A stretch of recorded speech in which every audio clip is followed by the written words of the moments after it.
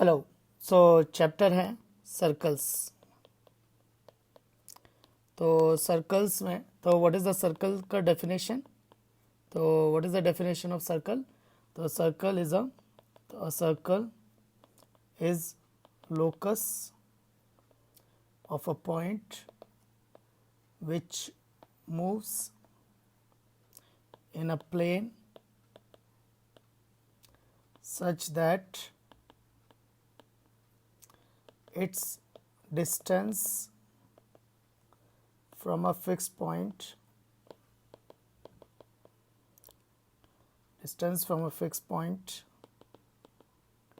is always constant. तो इसका क्या कहने का मतलब है। तो देखो, लोकस होता है वेरिएबल पॉइंट का जो अंडर कंडीशन होता है। कंडीशन क्या है कि उसकी डिस्टेंस एक फिक्स पॉइंट से हमेशा कांस्टेंट रहेगी। तो सर्कल एक लोकस है, एक पाथ है, एक वेरिएबल पॉइंट का पाथ है सच दैट कि फिक्स पॉइंट से उसकी डिस्टेंस कांस्टेंट रहेगी। Next, the fix point is known as a centre and the constant is known as a radius of a circle. एक सर्कल हमेशा एक सेंटर और रेडियस से पहचाना जाता है। तो एक सर्कल हमेशा सेंटर और रेडियस से पहचाना जाता है। तो कभी भी एक सर्कल दिया है उसका सेंटर और रेडियस होगा। कभी भी अगर एक सर्कल दिया है तो उसका सेंटर और रेडियस होगा। तो एक सर्कल दिया है तो उसका एक सेंटर होगा और उसकी रेडियस होगी।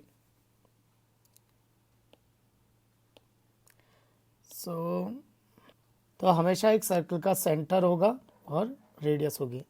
तो ये जो पाथ है ना, this path is known as a circle. तो this path is known as a circle. Next, तो इसको बोलते हैं सर्कल, इसको बोलेंगे सेंटर और ये हो जाएगी रेडियस। तो कभी भी कोई सर्कल जो पहचाना जाता है वो हमेशा सेंटर और रेडियस से पहचाना जाता है। अब नेक्स्ट, तो इसकी इक्वेशन क्या होगी।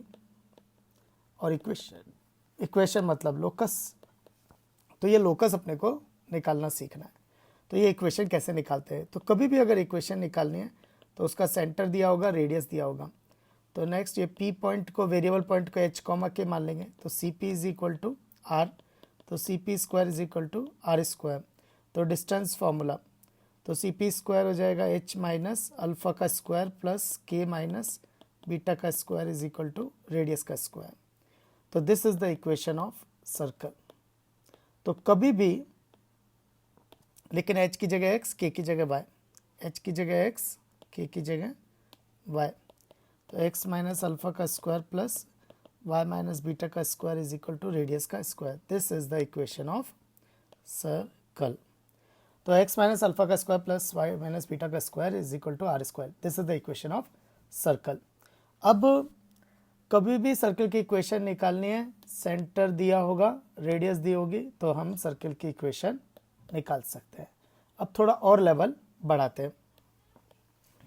तो सर्कल की इक्वेशन आई x माइनस अल्फा का square plus y minus beta का square is equal to R square. तो अगर मैं इसको एक्सपैंड करूं तो इसमें एक्स स्क्वायर का टर्म होगा, वाई स्क्वायर का टर्म होगा, एक्स का टर्म होगा, वाई का टर्म होगा और कांस्टेंट टर्म होगा। तो यानी इससे ये पता चला कि ये एक सेकेंड डिग्री कर्व है, ये एक सेकेंड डिग्री कर्व है। तो सर्कल एक सेकेंड डिग्री कर्व होता है। तो जब सर्कल की इक्वेशन को एक्सपेंड किया तो पता चला ये तो सेकेंड डिग्री कर्व होता है। तो अब उल्टा, तो सेकेंड डिग्री कर्व सर्कल कब होगा। तो सर्कल सेकेंड डिग्री कर्व होता है, पर सेकेंड डिग्री कर्व सर्कल हो, सेकेंड डिग्री कर्व सर्कल हो, इसके लिए क्या। तो सेकेंड डिग्री कर्व क्या क्या रिप्रेजेंट करता है। अब सेकेंड डिग्री कर्व रिप्रेजेंट करता है pair of straight lines, circle, parabola, ellipse, hyperbola. तो सर्कल रिप्रेजेंट करता है ये सारी चीज़ें। तो pair straight line, circle, parabola, ellipse, hyperbola. अगर इसके अलावा कभी हुआ तो वो होगा पॉइंट या फिर नो लोकस।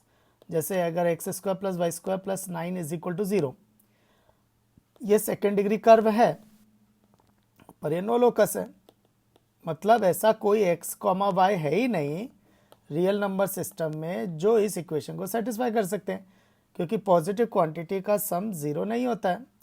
पॉजिटिव क्वांटिटी का सम जीरो नहीं होता तो कोई ऐसा पॉइंट ही नहीं है यहाँ पे, तो नो लोकस। तो सेकेंड डिग्री कर्व ये सब चीज़ें रिप्रेजेंट करता है, मेनली ये रिप्रेजेंट करता है, ये बहुत रेयरली करता है पर कर भी सकता है। तो सर्कल सेकेंड डिग्री कर्व होता है, सेकेंड डिग्री कर्व ये सब चीज़ें होती हैं। तो अब अपने को ये देखना है कि सेकेंड डिग्री कर्व सर्कल कब होगा। तो सेकेंड डिग्री कर्व क्या होता है, तो सेकेंड डिग्री कर्व तो A x square plus 2hxy plus by square plus 2gx plus 2fy plus c is equal to 0।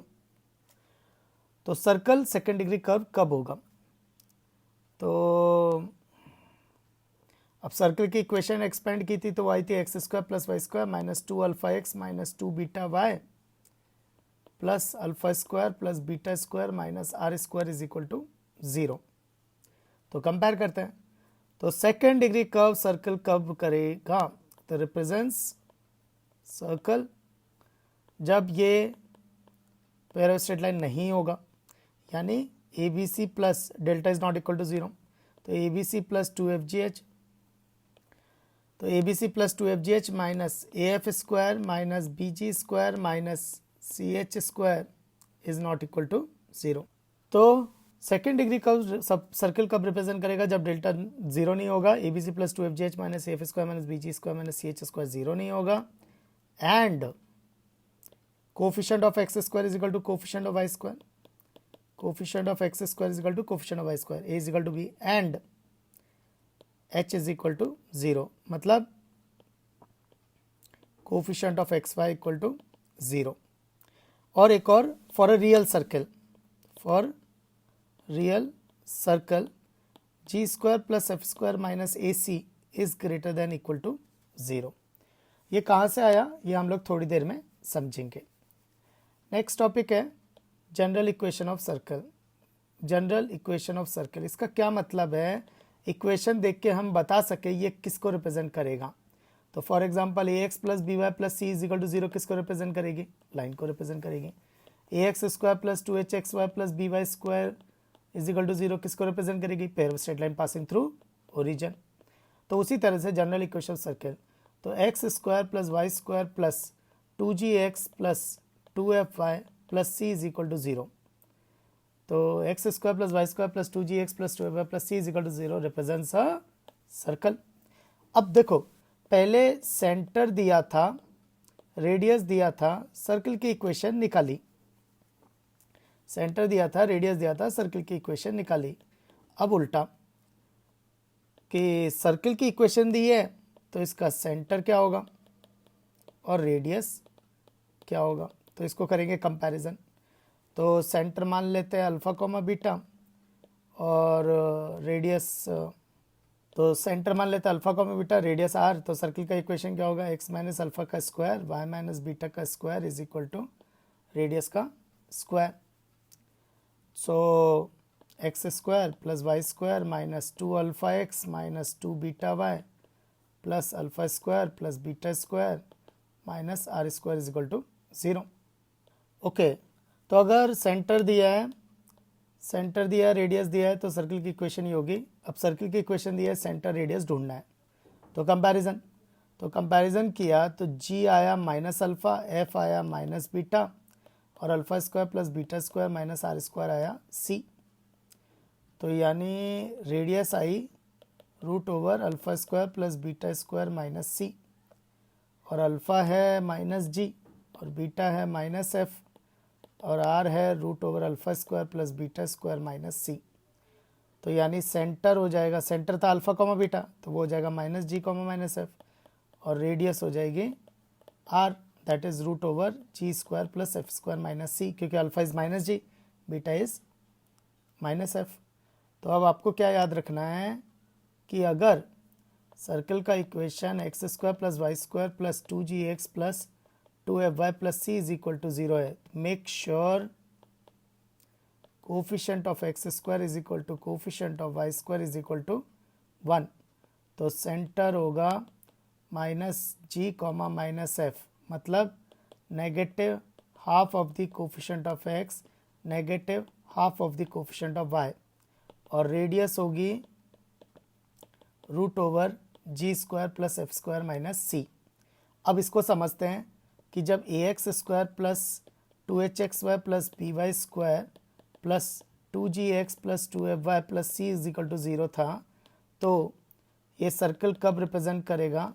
तो रिप्रेजेंट्स सर्कल, तो डेल्टा नॉट इक्वल टू 0 यानी A B C plus 2fgh minus A F square minus B ji square minus C H square is not equal to 0, A is equal to b and h is equal to 0। तो साथ में मैंने एक और चीज़ लिखी थी, G square plus F square minus A C greater than equal to 0। तो ये कहाँ से आया?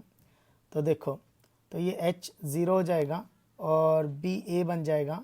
तो इक्वेशन आ जाएगी A x square plus A y square plus 2gx plus 2fy plus C is equal to 0। लेकिन coefficient of x square y square 1 होना चाहिए, तो एक्स स्क्वायर से डिवाइड करेंगे, तो x square plus y square upon plus 2ga upon a x plus 2f upon a y plus c upon a equal to 0।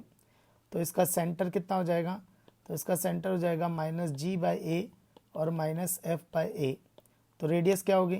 तो radius होगी root over ji square by A square, मतलब ये alpha square plus beta square यानी F square upon A square minus constant term. तो ये हो जाएगा root over जी square plus F square minus ए C, और बाहर आ जाएगा ए।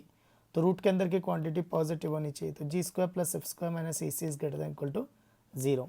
तो ये रीज़न है कि G square plus F square minus A C is greater than equal to 0। किसके लिए? For a real circle, for a real circle.